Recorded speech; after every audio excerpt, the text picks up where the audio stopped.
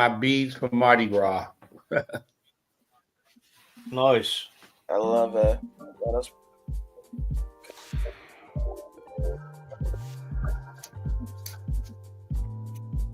So music playing as we intro in. Alright, the views come in. Da. Nice. Oh, that's lovely. Oh yeah, you official, man. He was really in there, man. The bidding for real, G. Oh man. All right. Well, we getting started and everything right now. Welcome everybody. Another edition of the Future North podcast. Appreciate everybody tuning in, making the time to join in tonight. I know NFL season technically is over because the last game just happened, but we still got a lot to dive into. Even if there are no teams from the AFC North participating left, we gotta talk football because that's what we do and we love it. My name is Irie Harris from Cleveland.com. That's a day job covering the Browns. I'm joined by my wonderful co-host Chris Murray, established author, Renaissance man himself, who also covers the Eagles for the Philadelphia Sun. He was present in New Orleans for the Super Bowl, as you can see with the beads and the T-shirt, and show them that. Flash them the book one more time. Yes, the Super Bowl program. Here's the Super Bowl program. Official. And, nice. Look at that Lombardi. Lovely. Yeah. Beautiful. And I tell you, boy, Philadelphia Eagles fans, man. Oh yeah, I know.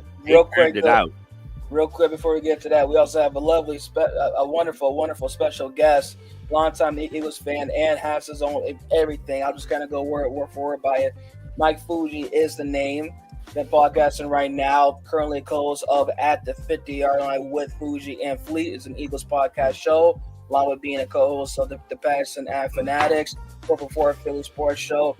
Mike, thank you so much for taking the time to join us tonight. We appreciate you, man. Thank you. Thank you for having me.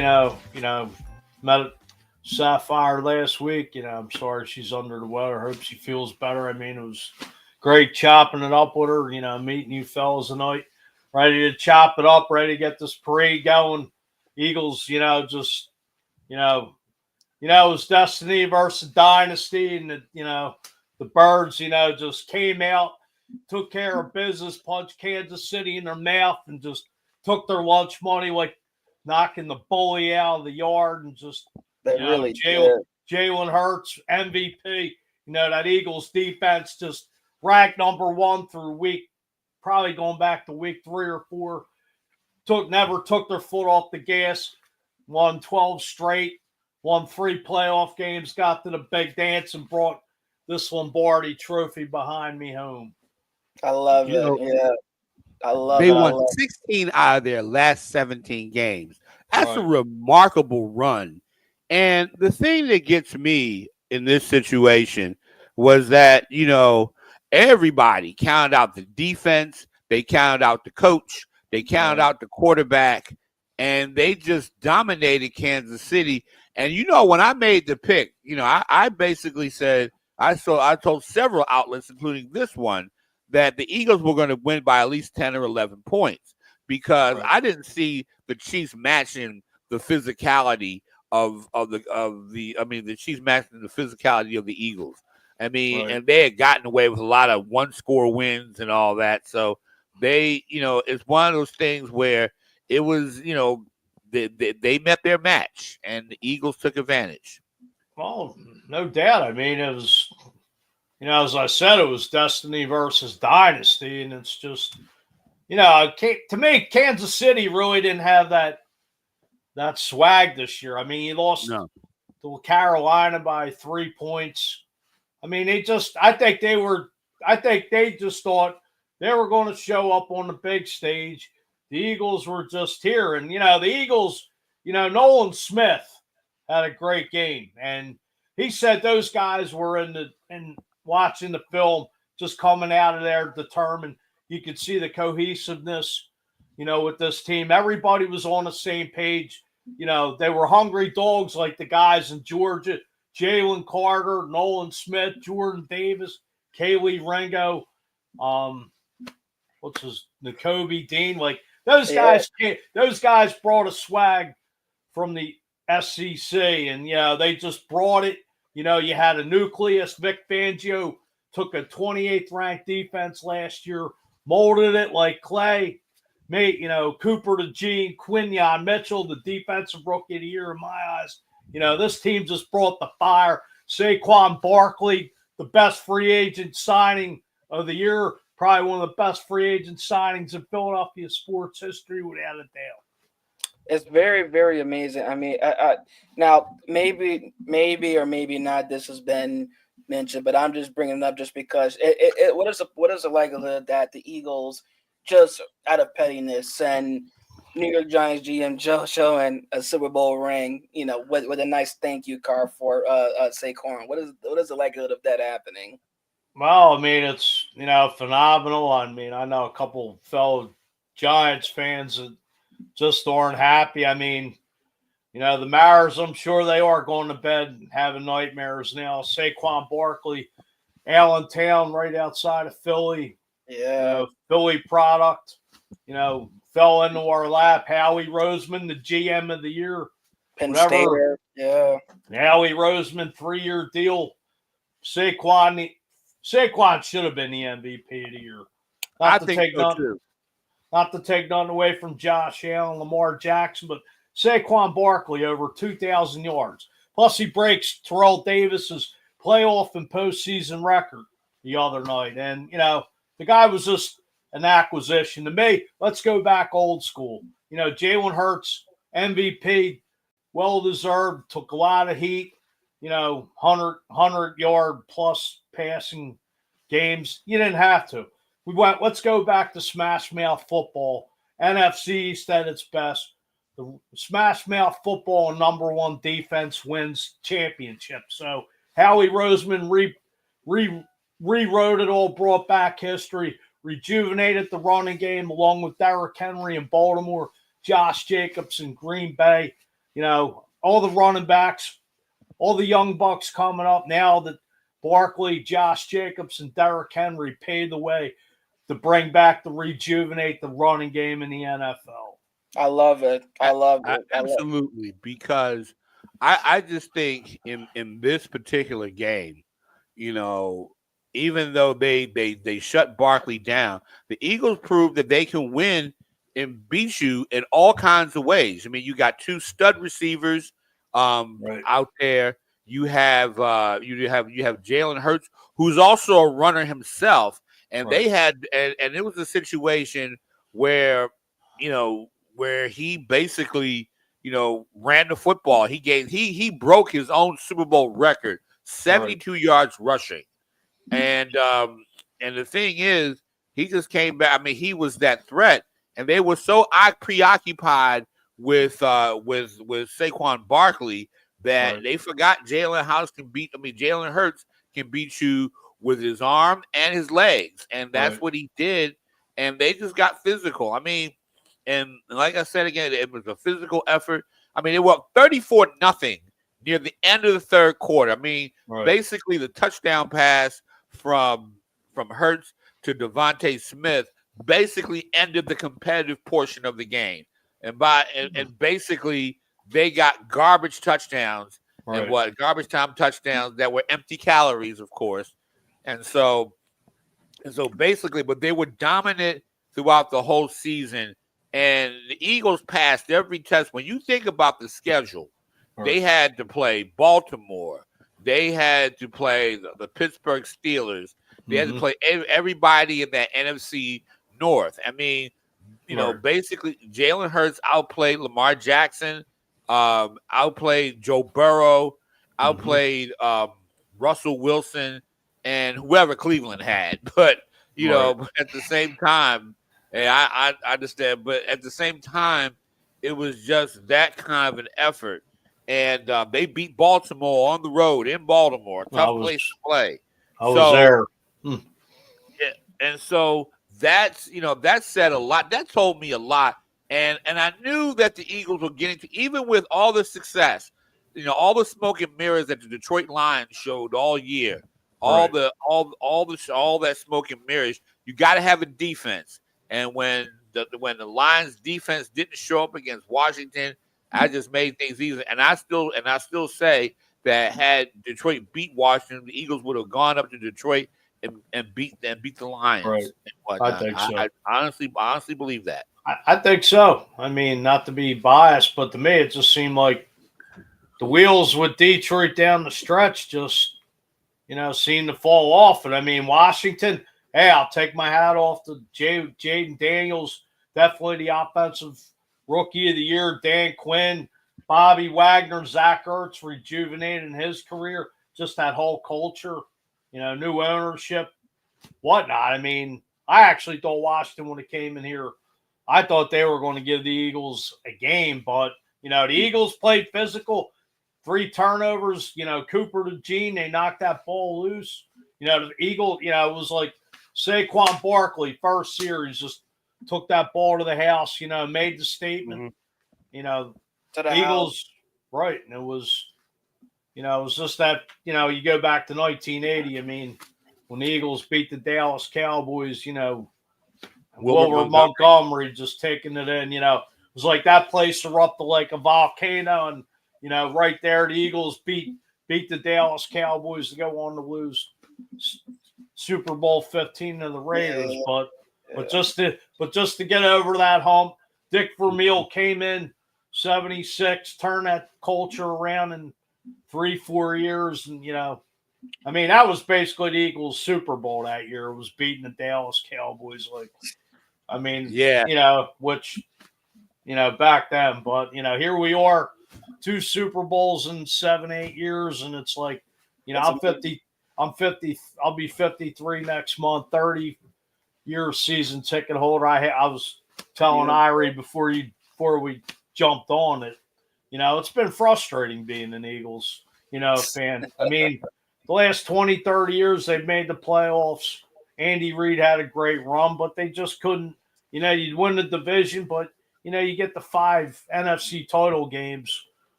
From 2001 to 2008, 1 Super Bowl appearance. You couldn't even win a Super Bowl, and it got frustrating.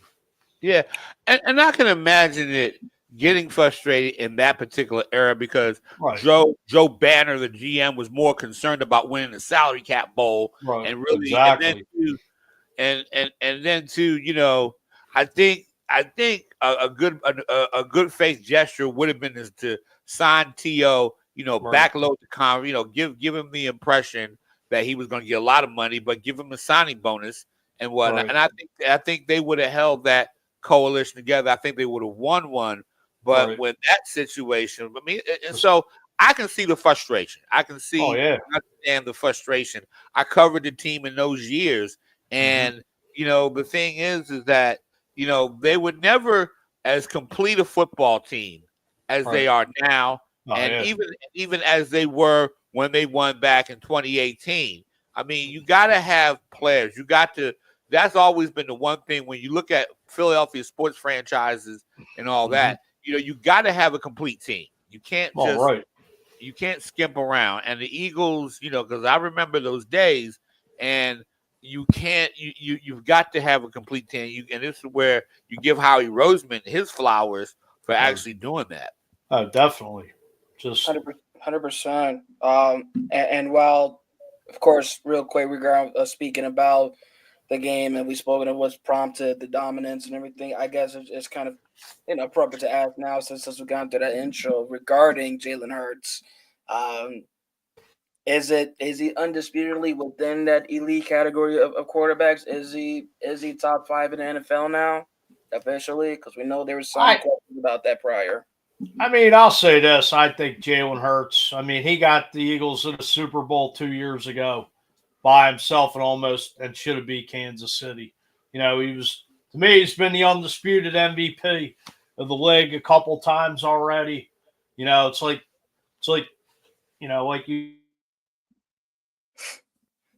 he's a dual threat. He can beat you with his arm. He can beat you with his feet. I mean, I'll say this: Saquon carried that offense all year, but without Jalen Hurts under center, there's no way. You stack the box on.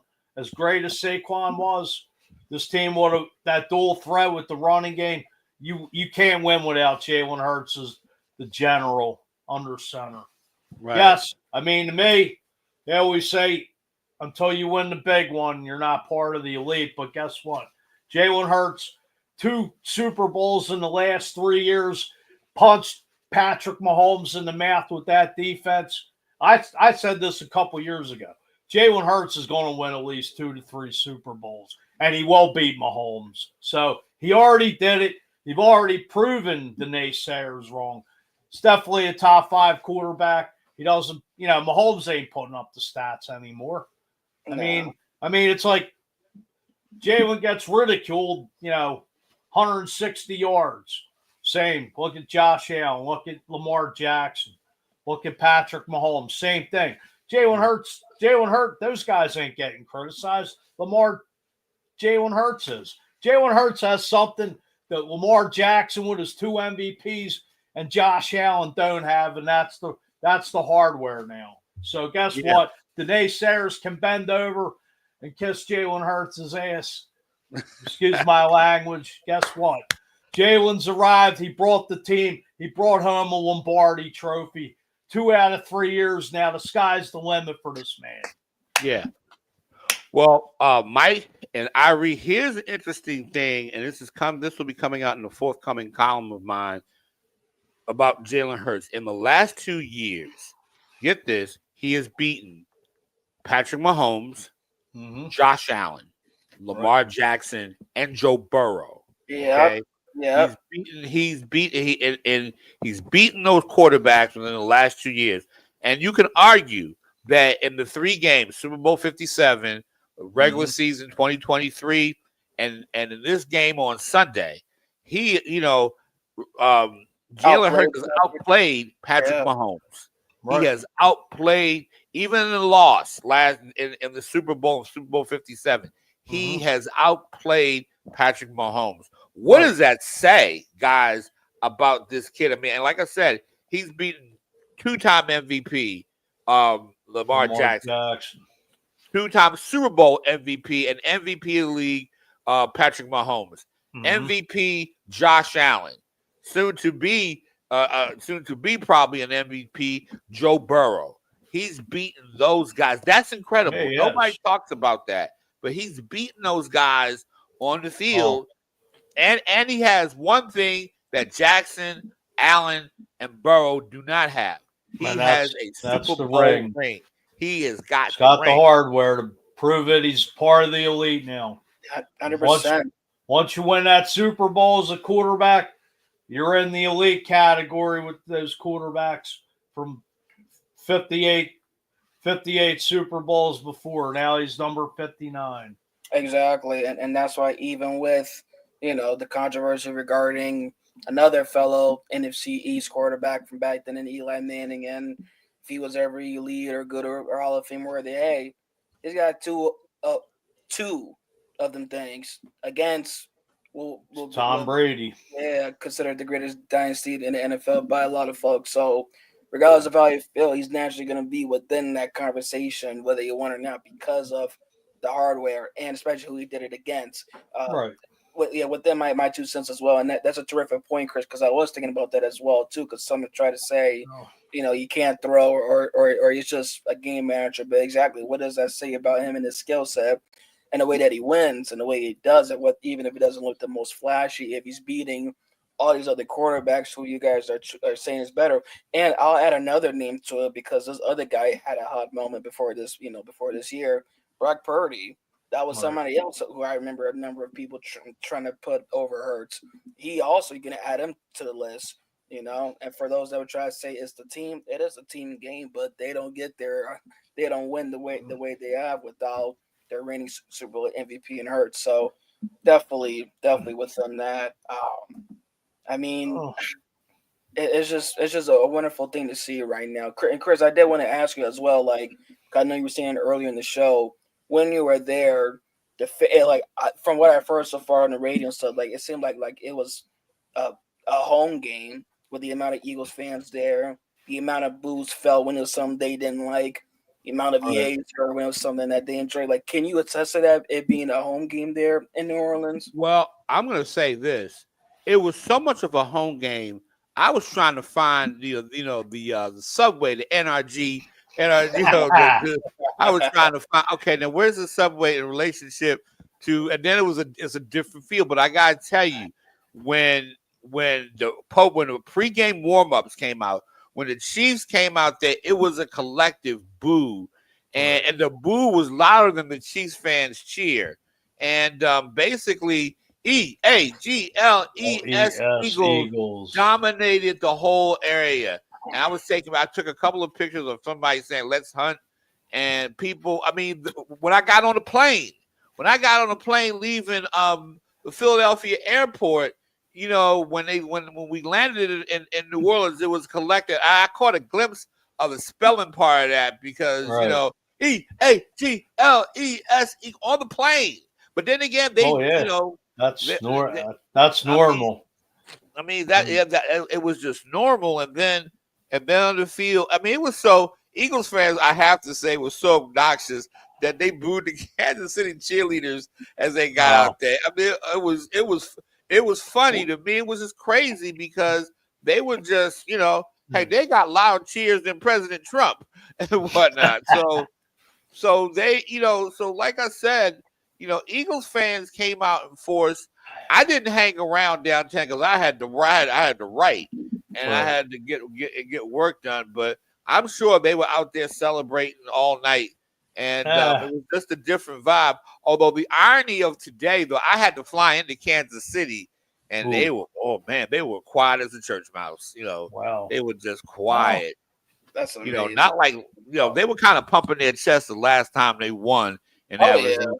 But this time around, they just, there's nothing they could say. I mean, like I said, the competitive portion ended late in the third quarter, although 24-0, they were almost, Yeah. Well, and I thank you for mentioning that because I was going to ask as well. And Mike, you can answer this as well when I mention it. Are we all in agreement that the official shift, not the start of the shift, not the first motion of the shift, but the official shift showing that they're here to win was the pick six by Cooper DeJean?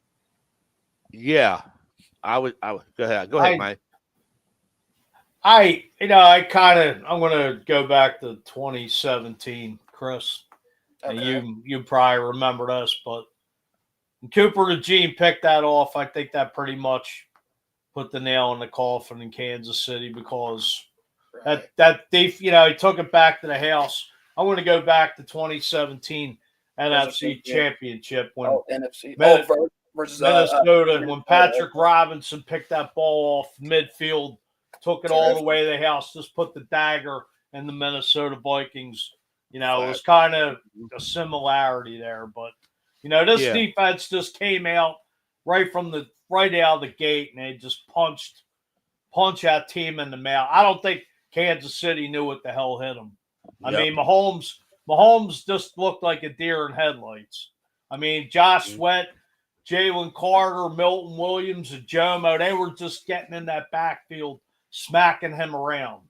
And, 2 picks, Zach Bond and Cooper DeJean taking it to the house. Like, the Eagles just came to play. They got off the plane. It was all business. We're going to take your lunch money. You're not going to be a 3P. You got your ass kicked from pillar to post up and down the field for 60 minutes. And no excuse. You could go home crying. You got 3 Super Bowl rings, Kansas City. You got beat, and you got beat bad. And guess what? Vic Fangio laid the blueprint on how to beat Andy Reid and the Kansas City Chiefs going forward, going in the next season. I think. Right on. And I think it's also interesting because, and Chris, you can answer this next. Like, when it comes to this Chiefs team, regardless of the fact that they were looking to make history with a potential 3P, which wouldn't happen, but this team visibly was not as strong as they have been in previous years. Like, they were, like, the fact that amongst their most dominating wins was that 14-point win over the Browns, which wasn't even really dominating fashion. And in all due respect, in my opinion, just let alone shows that they were not the same overall as an all-around unit, front to back, like they had been in previous years. Most of their games, actually, I want to say 12 of their games in the regular season were all decided, one possession games, whether it was a win or a loss. Then you can up it to 13 after that AFC Championship game versus Buffalo when he only won by 3. So I mentioned that to say, is it that surprising that they came out and played as flat the way they did when they were struggling to win games in comfortable fashion this season? Get it, Chris. Yeah. No, I was gonna say, yeah, that was the thing. I mean, the Eagles were fit. The Eagles got more and more physical. And Mike, I don't know if you saw this after that Tampa Bay game. You remember the Tampa Bay when Tampa Bay kind of took the Eagles' lunch? Jalen Hurts Scott schooled them, right, and all that. I thought that the key to this season was the fact that they became more physical. And really, Jalen Carter, he didn't do much statistically, but he was a handful in that defense. Oh, yeah. I'll say this, and, I was one of my top 5 Eagles of all time. Jalen Carter is a modern-day Jerome Brown. People could, and I'm not taking nothing away from Fletcher Cox, potential maybe a Hall of Famer, but I've seen a lot of guys come through Philly, and it's a shame Jerome Brown's life was cut short because he could run. He ran interceptions. He ran fumbles. Like Jerome Brown was a machine next to Reggie White. He could get triple, double team, get to the quarterback, collapse that pocket, shut down the run. Jalen Carter is a beast. Now, I don't know, Irie. I mean, the rumors are the Eagles could reach out to Cleveland and trade for Myles Garrett. And if Myles Garrett comes to Philly with Jalen Carter on that line, oh, boy. Yeah. It's just going to be more domination, snot bubbles, crazy eyes, in the words of my favorite Eagle of all time, one Brian Dawkins. I love B-Dot. Well, it's quite ironic that you mentioned that regarding the Jerome Brown comparison, then Myles, him and Reggie White were doing, and then Myles Garrett in the mix. It's very ironic because I probably sound like a broken record at this point, but for those that have been tuned in for, the second half of the season when the Browns were done for, I pretty much have been saying Myles Garrett is in his Reggie White stage of his career. 8 years in the league. DPOI, one of the best players in the league, has given his all to the team that drafted him. Doesn't feel like they're reciprocating the love. And Reggie, as we know, will move on in free agency to Green Bay. The rest is history. Myles isn't a free agent, but still wants to leave. So if there was a way in which Philadelphia could make that happen, that would be very fitting within that Reggie White, Jerome Brown, dynamic. Very, very, very much so. Now, Chris, I did want to ask you that as well too regarding the defense. Like, there wasn't anything really different, right? It was just more so the physicality, like you said, and it really goes back to boxing, I think, where you can't just beat the champion, by punch. You got to knock him out, right? That's really the only acceptable win, and the defense really did their part in that, right?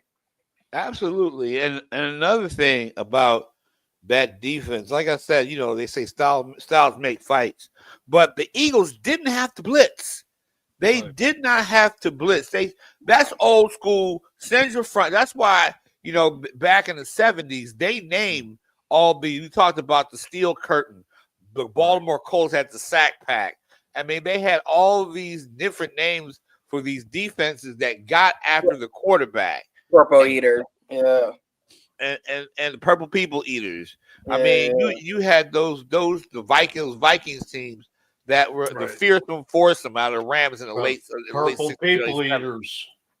Yeah, I mean those teams didn't blitz a lot. Although I will say this, Mike, there's an interesting stat. Remember before the game, they were talking about how Steve Spagnuolo was was coming across with his defense as well. I think footballfocus.com basically said that the Chiefs ran 12 blitzes and only gave Jalen Hurts really real pressure about 3 times throughout the entire game. I mean, they did it with their front four. When you got a good front four, that enables the linebackers to take a more active role in jumping back into coverage and whatnot. So, you're gonna see next year a lot of those plays where they don't blitz anybody and they take away from what the passing game is going to do. Oh, it's like Vic Fangio is basically, what basically Jim Schwartz and Jonathan Gannon, when they were both here, was basically break, don't bend defenses. And, right. It's like, you go back to 2017. I mean, Brandon Graham, one of the best plays in Eagles history, forced fumble. Derek Barnett picking up, that fumble. That was the only sack in that game. Right. And go ahead. I'm sorry. Go ahead. Finish your point. I'm sorry. Oh no, I was just saying, like you said, Fangio's not the type of person to blitz. Like you said, they didn't really have to blitz, but they got the Harrys, and they basically were all over Patrick Mahomes, and he was just rattled. Like he couldn't get in. They didn't let him get in a rhythm. And my take was 2 years ago, the Eagles led the league in sacks were like 70 plus, and they couldn't even get to Mahomes once. I just figured you got to get to him, pressure him, and turn that ball over. Which what do they have? 4 or 5 sacks, right? And two turnovers. Which you throw him off his game. DeJean, right in all that real estate, picked it off, and same with Zach Bond right in the red zone. And right on. I would like to make one point real quick before we shift into more from the Kansas City side. But the one thing that I appreciated Philadelphia doing game plan wise was continuing to run the ball with Saquon. Right. 25 carries. I know only 57 yards. The great ones, more times than not, break out for a run. His longest on the night was 10. But the reason why I appreciate them doing this is and Mike, you can attest to this as well if you feel so. But like watching within the division here, the AFC North, watching the Baltimore at times not give the ball to Derrick Henry, not feeding him as their workhorse the way they should. The fact that they kept giving it to Saquon, knowing that Kansas City was eyeing, watching him, and went to find a way to stop him, kept them on their toes. Wore them out at some points where that opened up opportunities to spread the field elsewhere for Hurts and to Smith and to AJ Brown. That's the one thing I appreciate throughout the game. I heard somebody elsewhere talking like, why is he giving him the ball? I'm thinking, and I didn't say it, but I'm thinking like, you don't know. That keeps them on their toes. That keeps things rolling because they're waiting to contest and have an answer for him. So how did you guys feel? That was my take regarding the run game and giving the ball to Saquon every time. Do you guys agree, disagree, mixed feelings within that? Oh, I mean, hey, it's what got you here. I mean, it took the pressure off Hurts. I mean, I believe that's why Howie Roseman went out and got him, because 2 years ago, it's like, basically Jalen Hurts was beating Kansas City by himself, but then they got, they abandoned the running game. They at the time we had Miles Sanders, right? And I think Kansas City, like you were saying, Chris, I just think Spagnuolo and that defense was so, panicky on stacking the box that, they forgot about Jalen Hurts, being a dual threat and beating you with his arm, which he did. Right. And that's true. And Saquon Barkley really didn't have to be, the bell cow. And, he started as that defense in the second half started wearing down. Exactly. Saquon was picking up more steam and yardage. And I just think, the Eagles dominated that first half. I don't know the exact time, but, they just, what the smart thing was too, it was, you had to keep Mahomes off the field. Just, keep that nice rhythm. Kellen Moore, just whatever he put in the mix in that, mix it up like, a mad scientist. But, it was kept Mahomes off the field, and the Eagles just dominated from start to finish. The stat of that first half, though, Mike and I read, the stat of that first half, the Eagles held the Chiefs to 23 yards of total offense. When was the last time they get 23 yards on one drive in a game? Oh yeah, right. And that's what I noticed. I mean, and they held that offense to under 300 yards.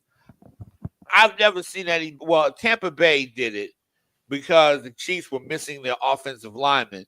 But this time around, a couple of teams, like I said, the Eagles' offensive line, Lane Johnson and company, all those guys, Jordan Mailata, all those guys just, Dickerson. Dickerson. Second. And it was so many guys that basically kept that. I think the Eagles had nearly 2-1 advantage, of time of possession, and I think they held the Chiefs to one first down in the entire first half. That set the foundation. That basically set the tone for the game. And and like I said, this Eagles team, I mean, this is not going to be the last Super Bowl appearance that they make. If they keep everybody together, they can beat just about anybody. Let me ask you this, Chris. How long have you been covering the Eagles? Since 2004. Oh, no, it's 20 plus. Let me ask you a question. All right, I said this to somebody on my other show the other night. Let's just say the Eagles just, they just outplayed Kansas City in all three phases, whatnot. But let me ask you a question. Fangio obviously was 0-8 going into this against Patrick Mahomes. And the thing of it is, did Andy, and you can attest to this, Andy Reid for years, 1999 to 2012. Andy Reid's problem in Philly was he never made halftime adjustments. You know something? I knew you were going to ask about that. You're absolutely right. And they made did they make any adjustments in the second half of that game, Kansas City? Couldn't tell. Couldn't tell. I was going to ask you, since, you like you said, you covered them almost just 20 years, and that was the problem here in Philly. He never would adjust. He would abandon the run and just – Andy Reid's problem in Philly was he was too pass happy. The only time they ran the ball was a screen pass to McNabb to Westbrook, where he would pick up 30, 40 yards. Bless you. Excuse me. Okay, sorry about that. No, but you're right about that. I mean, I remember situations in those days when they got the ball at the 1 yard line and they're passing the ball. Give it to the running back. Exactly. Give it to Deuce Staley. Give it to one of those guys. I mean, that was the thing that hurt them, and they had no adjustment. And in this with this Chiefs team, they did, outside DeAndre Hopkins, who I think may be on the back nine of his career. They had no really dominant superstar receivers, and in that situation, they had receivers who weren't necessarily number ones, and the Eagles were able to shut them down. I mean, the Eagles were able to really shut them down in this game, and it was incredible.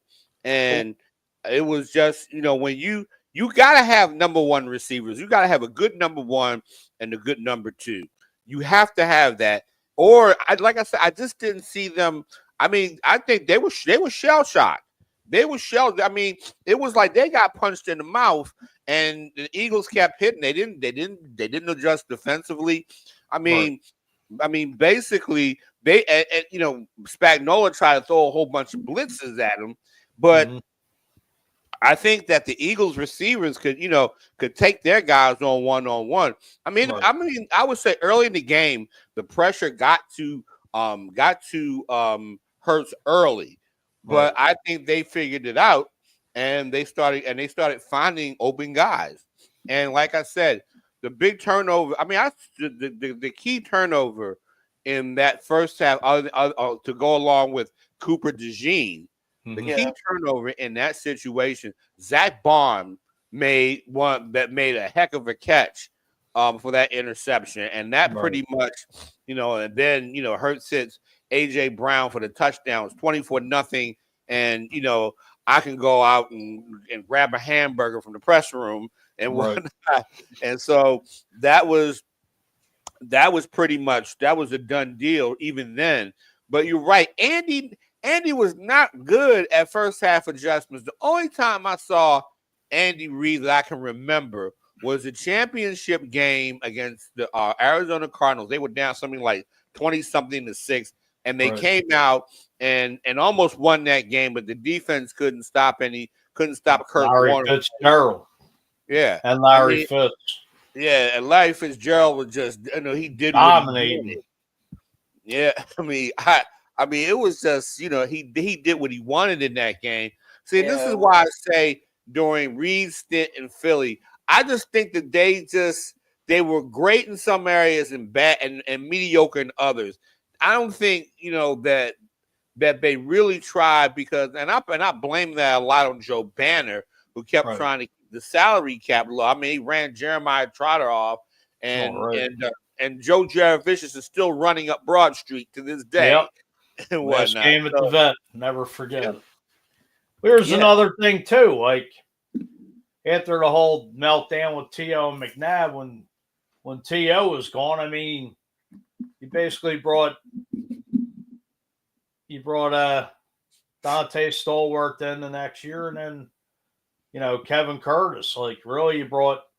And then by the time he drafted Deshaun Jackson in 2008, McNabb was gone the next year.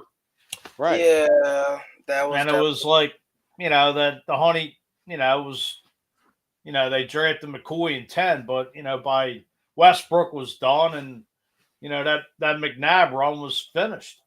Right. I mean, McNabb, like I said, like all good things must come to an end, and at the same time, and I just think, but I do think Andy Reid's better as a coach now than he was when he was here and whatnot. I will say that, but I still say that if I'm Kansas City, I'm going to either fix that receiver core with the draft or free agency, and they should probably make a bid for T. Higgins or whoever else is out there as wide receivers.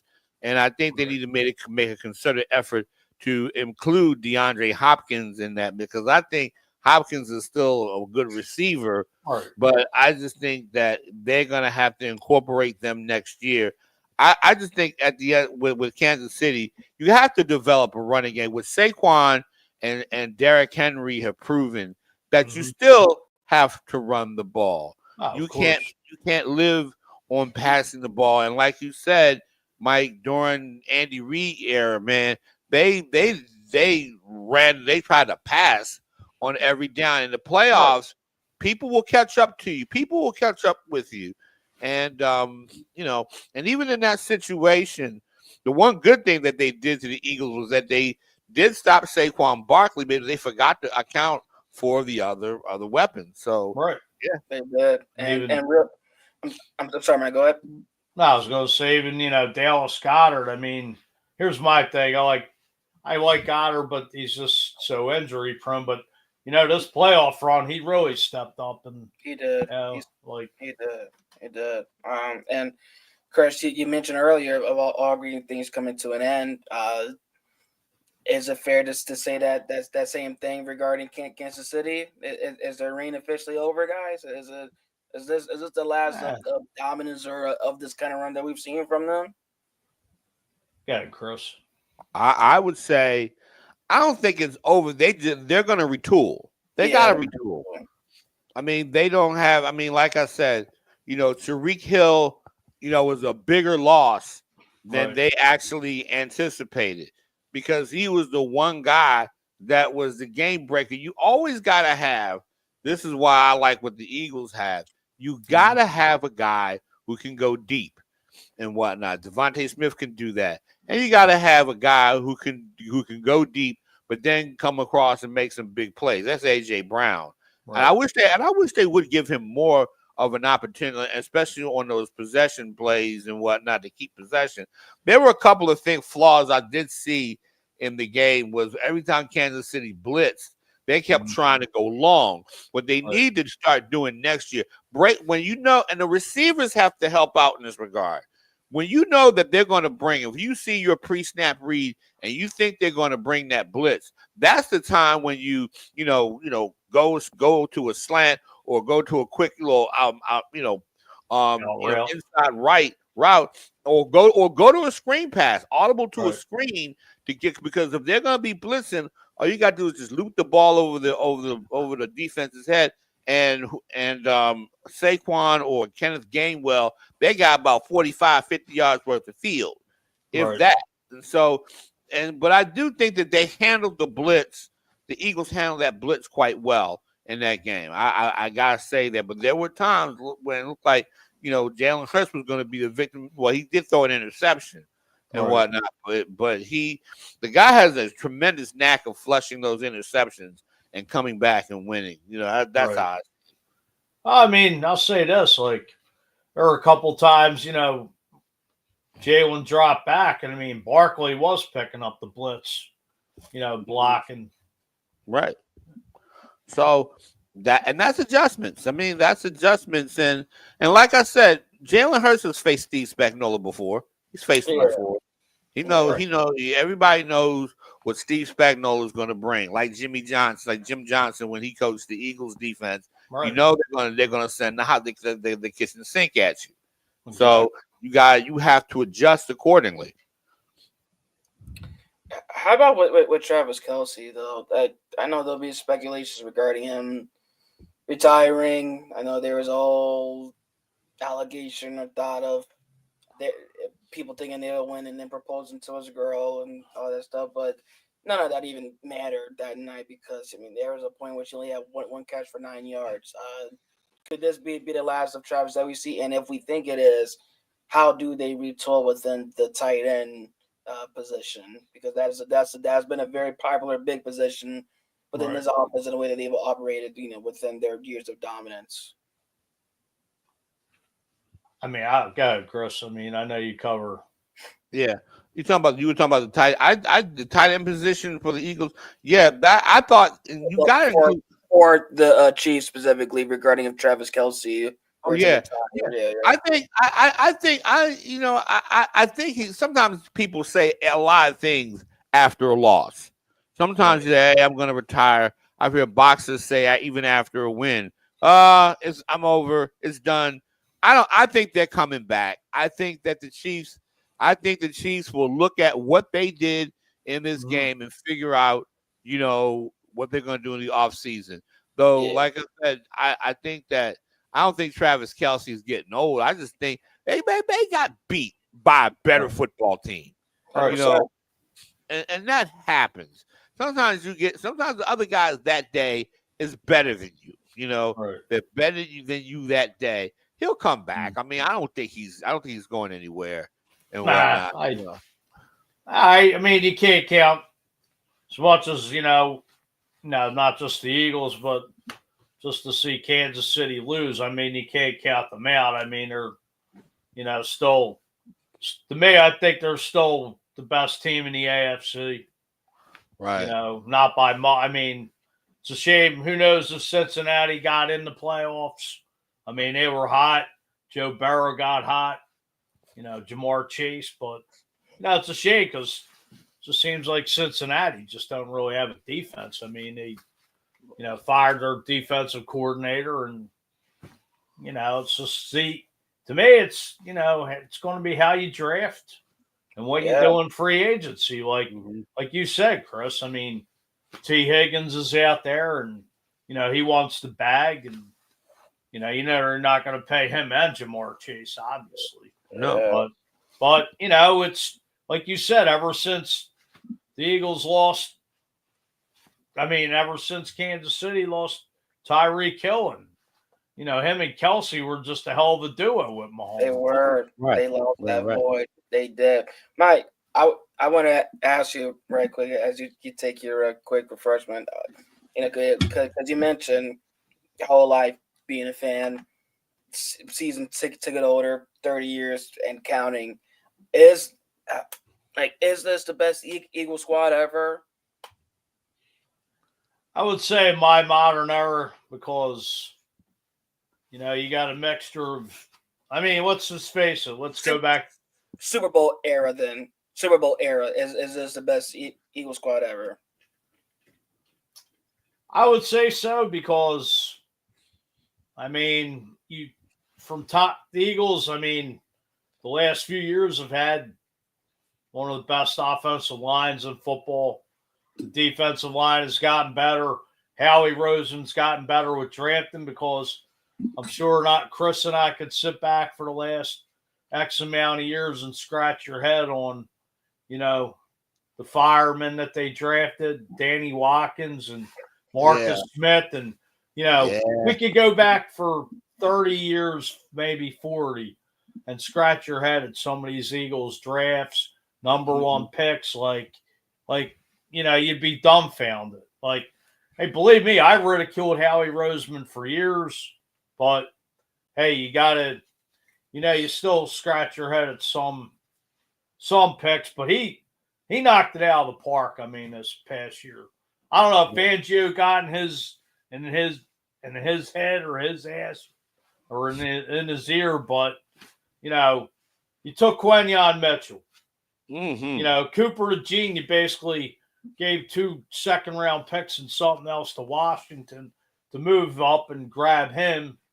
Jalen Carter last year, Nolan Smith, just, Nakobe Dean in the 3rd round, Kaylee Ringo, who's a player, Sidney Brown, who, the sky's the limit. So it's like, this is probably the Eagles' best secondary, if in my lifetime. Right. They never had that, but you have players. Bradbury's been on the IR all year collecting a $17 million paycheck. The guy's nowhere to be found, but guess what? The guy's got a ring and didn't even play this year. Didn't even play. Right. The guy didn't even suit up one time, and everybody forgets. They still got James Bradbury under contract. Talk about it. You went out last year in 23, picked Isaiah Rodgers up after he got suspended for gambling, kept him on the the list. I actually think he would. I don't know what's going on with Darius Slay. I think he will be back, but this Eagle going into the new season. Eagles. Zach Baughn's got to be signed. How do you let a guy like you let T.J. Edwards walk 2 years ago? You got Nakobe Dean coming off a patella tendon tear. It's like that's going to be hard for him to come back. That's a tough injury. Chris, you and I, we could sit here chop it up about Milton Williams, Josh Sweat, Mekhi Becton, Isaiah Rodgers. I don't know where this. You still got a good. I believe you still got, your offensive line's under contract. Jalen's under, AJ, Smitty, Goddard, Barkley's here for not. You got Howie Roseman's got some decisions to make, and I think if I were Howie, I wouldn't want to be in his shoes right now. I just hope that they learn to value. Yeah, I hope they value the linebacker position. I think that because Mike, for a long time, this franchise did not value the linebacker position, and I think that they have to. I don't know if Nakobe Dean is going to come back. It's going to be a while, unless he does some tremendous rehab that he comes back from that injury. And although Oren Burks has played well too, he stepped in. Yeah, so they've got some guys that can play, but I think they're going to be back next year. It's going to be hard. They could be back. They could be out. They could be in San Francisco, next year. So we'll see. Well, plus another thing is too. It's like you talk about linebackers. This Eagles organization hasn't drafted a linebacker since 1979, and that was Jerry Robinson. I know I'm showing my age, but it's like, they never valued the linebacker position. Right. It was. You had, I forget Cunningham's first name, but Zach Cunningham, Nick Morrow, who they picked up off the street. They suited him up in the Super Bowl, and he was a big disappointment last year. This guy comes back and gets a ring now for just suiting up. Hey, not a bad. Talking about the right place at the right time, but he was a part of that linebacking core last year where you dropped 7 out of your last 8 games and got embarrassed in the wild card round of Tampa Bay. I agree. Yeah, I mean, it definitely. I mean, even thinking back to the times in which I can remember, within the Andy Reid era, like what's his name, like Bradley Storr being their star. Stuart Bradley, yeah, Right. Yeah. I mean, he had a lot of upside, but I don't know what the heck ever happened. I think he got hurt. I don't know either. I don't. And of course, we can't forget the days of, Jeremiah Trotter or even Donnie Jones back then. So it's always been an interesting position for the Eagles. Chip Kelly trading Shady McCoy for Kiko Alonso, I'm just talking about bad linebacking cores. Yeah. That's like I said, Chris and I could do we could do a show. They haven't really had a good, powerful linebacker since Trotter. And Trotter was a team leader in the way that Ray Lewis was one of the team leaders for Baltimore. But you need that guy in the middle that's going to anchor that middle. And I don't mind them blitzing every so often, but I do think that they can, that they're gonna have to, find somebody to step up, because I think Dean is going to take a while to come back, because it took Victor Cruz. You remember Victor Cruz, who played for the Giants, and he had a similar situation, and he was never the same after that. No, he wasn't ever the same receiver that when he came in the league at all. The last question, gentlemen, that I have tonight before giving any final thoughts and outro. And of course, Mike, thank you again for your time. We appreciate you. Hey, thanks appreciate you, having me. At any time. Hey, thank you for being here with us, man. Yeah, really, thank you. And appreciate chopping it up. I'm enjoying this, man. I'm got me all fired up and ready to run through the wall for the parade. Go Bears, baby. Don't run through the wall, though. We need to have you. Last time I tried to run through a wall, oh, man, no. That's just that Dawkins mentality. That's just that Philly mentality, I want blood. Exactly. We get ridiculed for being the passionate fans, but we know our sports. We love our sports. As Dawkins said, you better bring your lunch pail every Sunday. Nothing like it. Now, yeah. And actually, before I ask that last question, Mike, can you tell everyone watching, where can we find your stuff? Where can we find your podcast? Advertise, please. You can find at the 50 with Fuji and Fleet actually tomorrow night. Chris, I don't know if you are familiar with another Eagles beat writer here in Philly, Ed Kratz. I know Ed Kratz. Yeah, Ed Kratz. Yeah, he does some stuff for Sports Illustrated. Ed's a great guy. Oh my God! I've interviewed him a couple times, but just to get into my show, I mean, at the 50 with Fuji and Fleet, I'll tell you about my colleague. We just started our podcast this year, Al Norfleet, who drives for Academy Bus Company here in Philly, but also has been the Eagles driver for the first bus for 26 years. That's amazing. He's knows a lot of the guys. He knows Big Dom. I mean, we kicked it off. We've had Ray Didinger on a couple times. But Al will be in the parade. He was in the parade in 2017. Actually, Al has a show called Inside Sports from the driver's seat, but we're having Ed Kratz on tomorrow from 7-8 Facebook, YouTube. We will be there. Yeah, definitely. I do another show called the Patterson Avenue Fanatics on Mondays.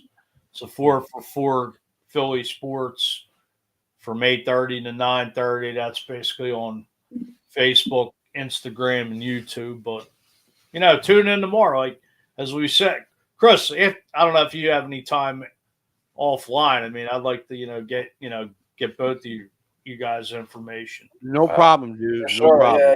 And actually, have you both on Oh, thank you. Chop it up and Thank you.